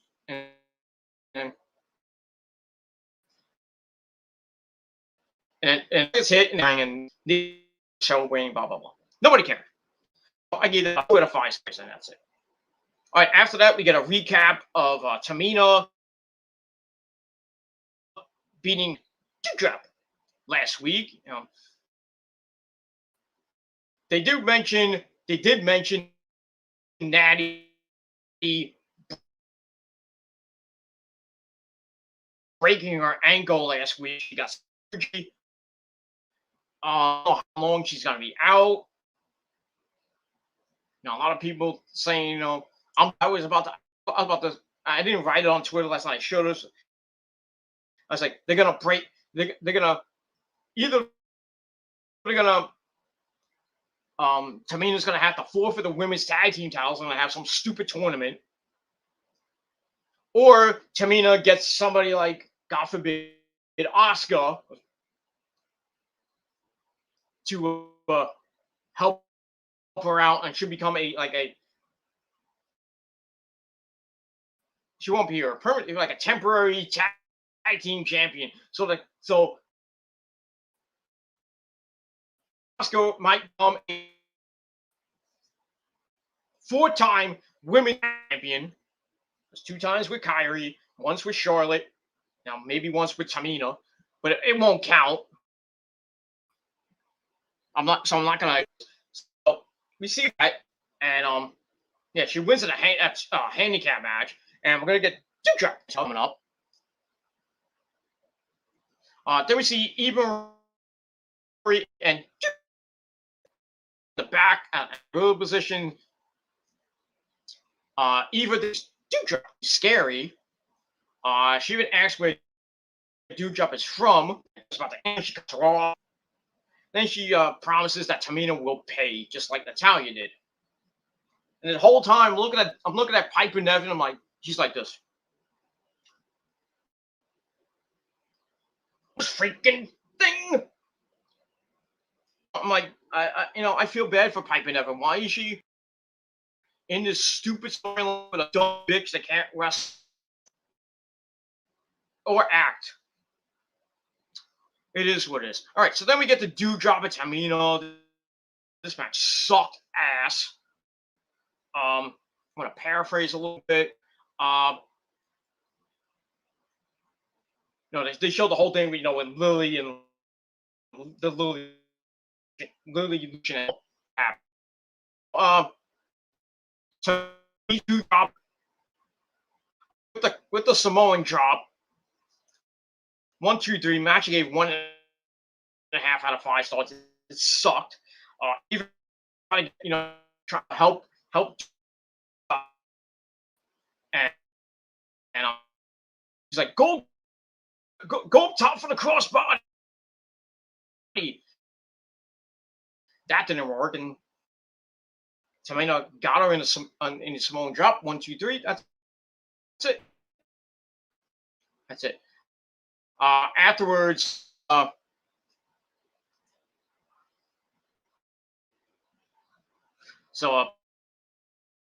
Eva and Doudrop are arguing. I was like, please, Piper Niven, beat the fuck out of her. It didn't happen. They were annoyed. And then Alexa Bliss gets on a Tron with Lily. And loser of the match, Eva Marie. So that happened. So I don't know, this continued stupid storyline with Eva and Doudrop And next thing, Lily continue to happen. I don't know why. It's boring. And that's all I gotta say about that. So 1.5 out of 5 stars for that garbage it was. And that's that. Another, well, not a rematch, but still, it is what it is. All right, after that, we get a look back at Damian Priest beating Sheamus fella last week. And that. And that leads into the segment with Riddle coming in on his new scooter. He says like it's a titanium. I don't know what it is. So so back and forth, and Riddle's talking about his pet taking his goldfish to the beach, and then but he's like, I don't want to take him to the beach, then I lose him, but he always finds his way back or something like that. And then he's like, I have the power of the Viper. I have voices in my head, stuff like that. And Priest's like, yeah, you do. It was kind of funny. And then Damian's like, well, good luck in your match with Omos. You're gonna need it. And then Riddle's like, well, be on the lookout for Miz and Morris and Miz. That's it. So Priest's like, I'll be ready. Don't worry about them. It is what it is. So I gave that 2 out of 5 stars. It was corny. That's that. All right, look at Miz TV. The Miz and America's Most Wanted, Johnny Drip Drip. They came out, and then Bobby's like, don't let him come over here again. And then we see before they went to break, they fade out. We see them going around to ringside. I was like, come on. Freaking Dallas freaking Byron Saxton. Come on. That sucks. But it is what it is. Anyway, so they're in the ring. Miz TV starts. Miz is annoyed at what Damian Priest did last week. Priest comes out.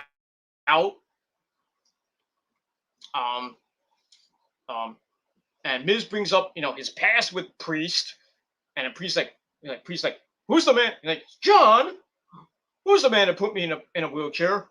That's Damian Priest. Correct. And then go back and they're like,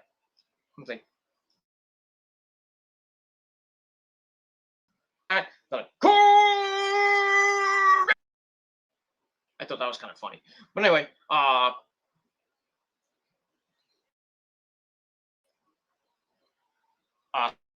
after Sheamus, so Damian says, "Oh, it's a loco, I see." So Sheamus wrestled hurt, and that's being a badass. It is what it is. So then Priest's like, well, what's up with your knee? When are you coming back to active competition? Or are you actually just faking the injury? Is there something wrong with your leg or wrong between your legs? I don't know about that. I would think Maurice is, giving her comfort to the Miz in her own way. Miz got a messed up leg, but it's Maurice. What it is, what it is. So Miz is about to slap him in the face. Oh, he's doing slap you in the face. Or that, that I have a good mind to slap you in that face. Back in the I want a rock cock video by Twisted. Priest tells him, try it. So Miz like, oh, I'm not doing it. And then Morrison gets up, sticking up for his best friend.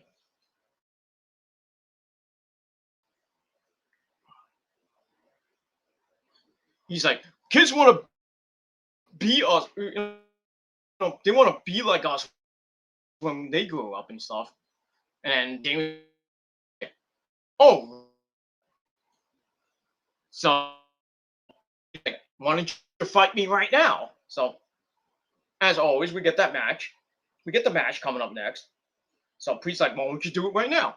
So Morrison kind of accepts it, and Morrison tries for the grip stick, and Priest blocked it, and then he drops Morrison, and then he takes the grip sticks and starts just spraying Miz in the face, dropping the water on him and stuff. And then Brian Sykes like, yeah, revenge, yeah. I'm like, shut up. Like, shut up, Byron Saxton. I hope he gets released. Take his file, make it better. It is what it is.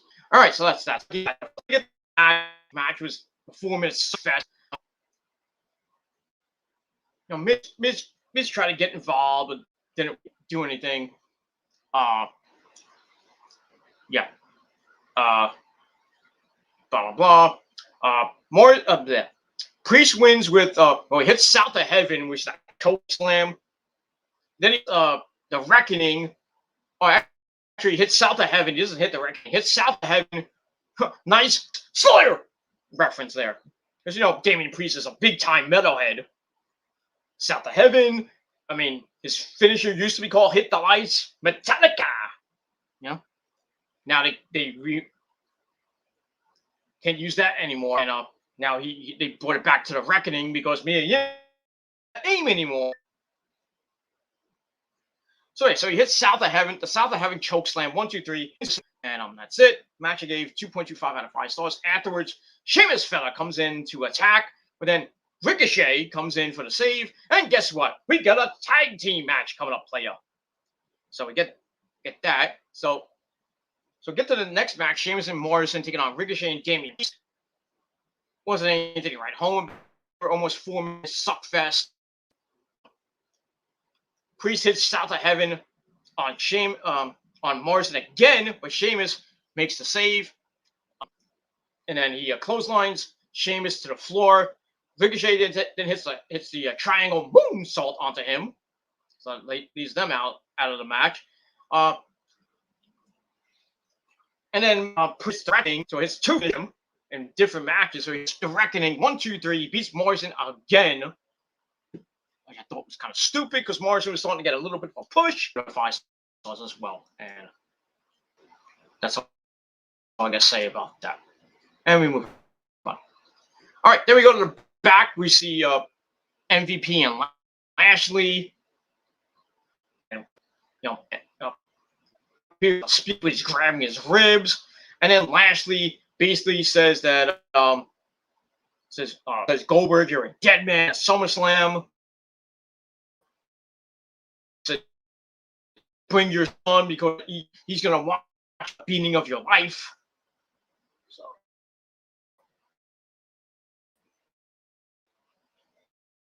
except challenge from Goldberg.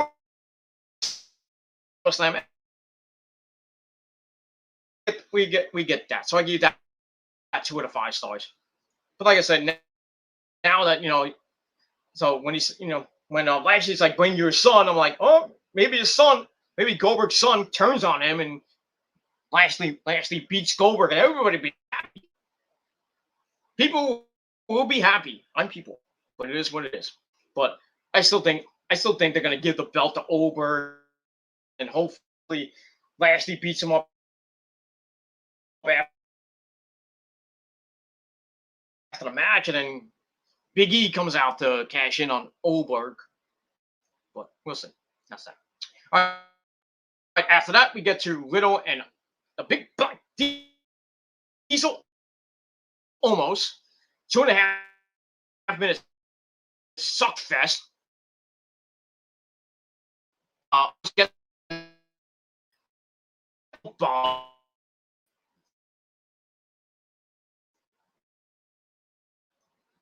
coming Matt Riddle. It is what it is, but I mean, AJ, where the hell is AJ? I guess AJ took the night off. he was with Wendy. Hello, Wendy. I don't know. It is what it is. Yeah, but almost gets his his first singles match on Raw, and gets the win, and they're gonna continue the storyline. Randy Orton is gonna come back. I would think either, if not next week, probably the go home show. So instead, they're gonna set up the match at SummerSlam for the Raw Tag Team belts.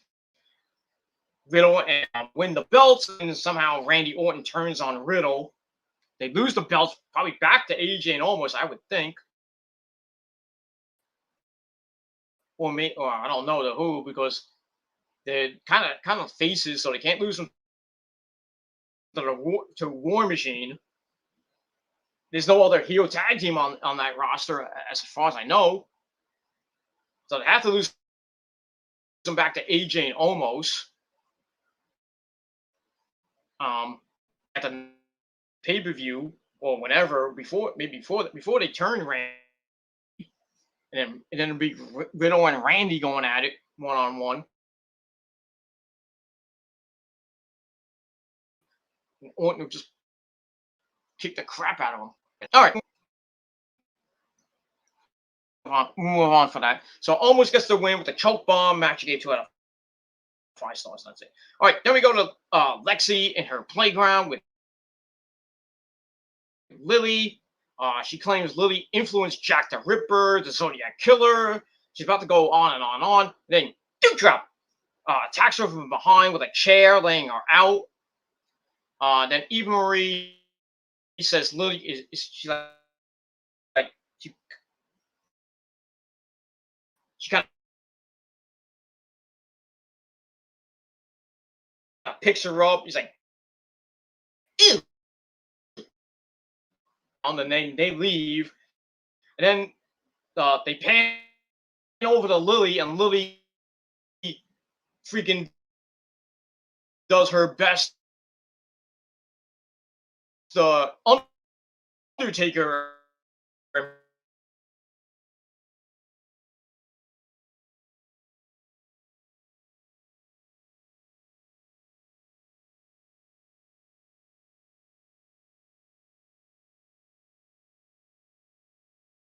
gonna be great. I hope. We'll see. And that's that. So I gave that 2 out of 5 stars.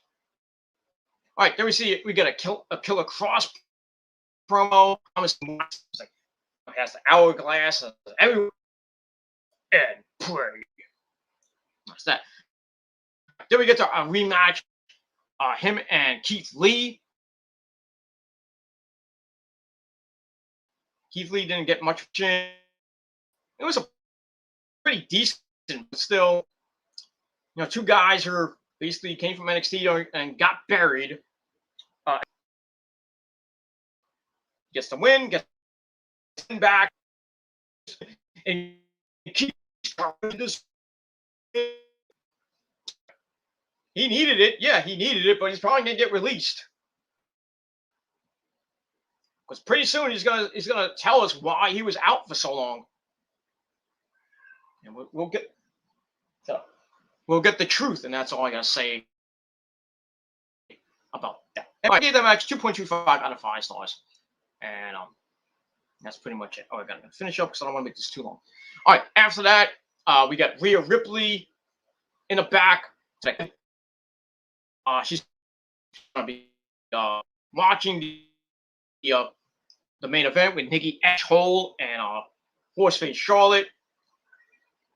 She says it's going to be brutal, but she's going to go to SummerSlam and win the women's title back for the second time. We'll see what happens with it. Then we get, right before the main event, get another match for the 24/7 title. We got friend Reggie, probably one of the greatest 24/7 champions since that title was born a couple years ago. He takes on a former champion,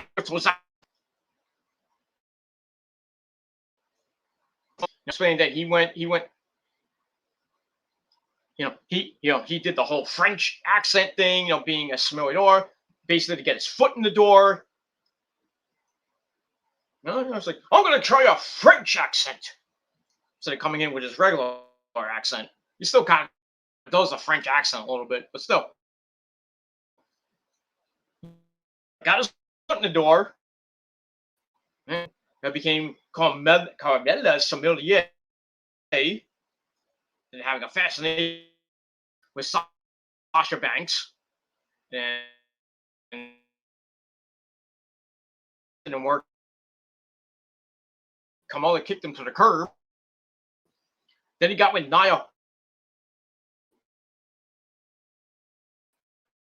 And everything. That's nice and dandy for him. And then, Nia just, he kept getting involved with in Nia's matches. Nia's like, fuck you, out of here. And then somehow he wins the 24/7 title from Akira Tozawa a couple weeks ago. And now Akira gets his title shot. It is what is a 2-minute suck fest.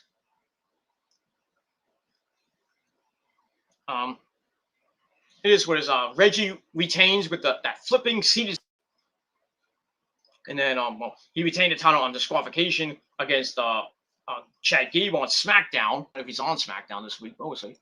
Oh yeah, so he wins the match in about 2 minutes. Match I didn't really give two shits about, so I gave it 2 out of 5 stars. But at least Reggie still has the belt, and that's all I gotta say about that. All right, then we before the main event, we have Nikki Ash-Holt in the match, but she's gonna give it everything she has, and if she wins, she'll prove that anyone can be almost a superhero. And that's that. So I give that 2 out of 5. Match, another contenders match. Why is this a contenders match? If freaking Charlotte is getting a title shot at SummerSlam, why is it a contenders match? Why couldn't you just call it a no holds barred match? It is what it is. So we see Nikki has different. I think she had different about Charlotte for a little bit, and then Charlotte comes back, starts beating the living crap. She starts ranting about how there will be no more cashing in on her. She clears off the announce table, and the fans start chanting, "We want tables!" Instead of chanting like, "We want Punk, CM Punk, we want White, we want Becky." So that's that. Ash sends her into the ring post, but Charlotte shoves her down as we see Rhea Ripley looking on. Get the Becky chance again, and still suck it. Minus the gesture, of course. Not that anybody want to suck freaking Charlotte Flair, but I guess. Then she spears her into the barricade, breaks up. Blah blah blah. Nikki got in some offense in. She brings in a chair. Nikki hit a baseball slide into the face. Blah blah blah. Just a little offense in. Charlotte quickly stopped that. Charlotte counted another crossbody off the apron into a powerbomb through the announcer's table, and it broke. Said it didn't hit Byron Saxon. Damn. Anyway, they go back chest for a near fall, and he's like, "I can't believe she's not dead." Goes for a spear, missed. She goes for into the table. She goes right through the table. Looked like she hit her head really hard through the table. She's like, "Oh, my head!" Nikki goes for a near fall. Then she grabs Charlotte, hits a hangman swinging neck breaker, like a demon version of that move she used to hit back when she was cool looking Nikki Cross. And she gets the win on Charlotte. 1, 2, 3. And that's it. 14.5-minute match. It is what it is. And that's it. So match I gave 2.25 out of 5 stars. It was kind of brutal-ish, but still, Nikki gets the win back. And that's pretty much it. Afterwards, Nikki celebrates with the crowd, holding up the belt. That's it. And give it all. And it ends this dreadful show. And that's pretty much it. All right, so we have 1, 2, 3, 4, 5, 6, 7, 10 matches on the card, and most of them are rematches. Ugh. Don't imagine when next week in Orlando is going to be more rematches. Probably the same thing on SmackDown too.